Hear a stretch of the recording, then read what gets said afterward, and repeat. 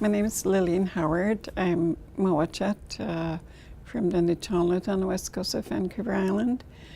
I'm also proud to say that I have Kwik-Kwak and Tlingit roots, and I embrace those three very powerful tribal groups, and they're so rich in so many different ways, so I feel very blessed to have roots in all three nations.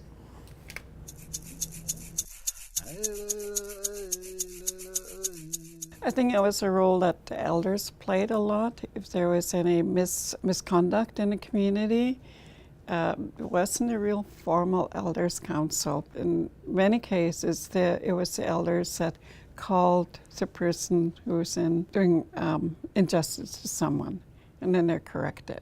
Whatever they've decided, that person has to abide by what their instructions are.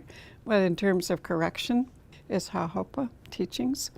It's not as common anymore in our community, so you really need to see that come back in either in book form or, for some of the youth to really capture that to capture the imagination, what it's like to have a grandparent or an older person tell them about the moral of stories and and it was really for discipline, for young people to be mindful and to be disciplined, and to call on each other, and not to be afraid to go to the elders or go to the parents, aunties or uncles to say something happened.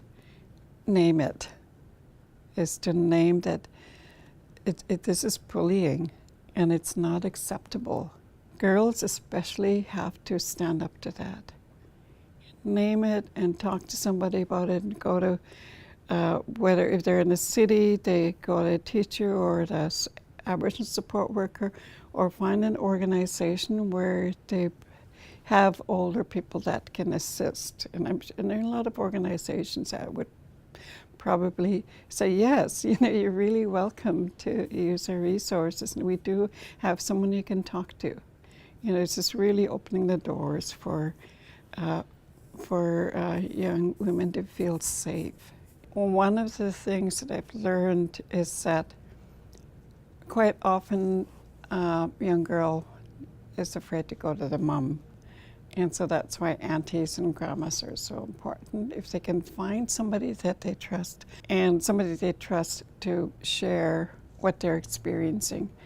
Because if they hold it in, it can be very traumatizing and damaging. So it's really important to share, for the young people to share what they're experiencing. Otherwise, if they bottle up, it gets explosive and just can lead in the wrong direction on many levels.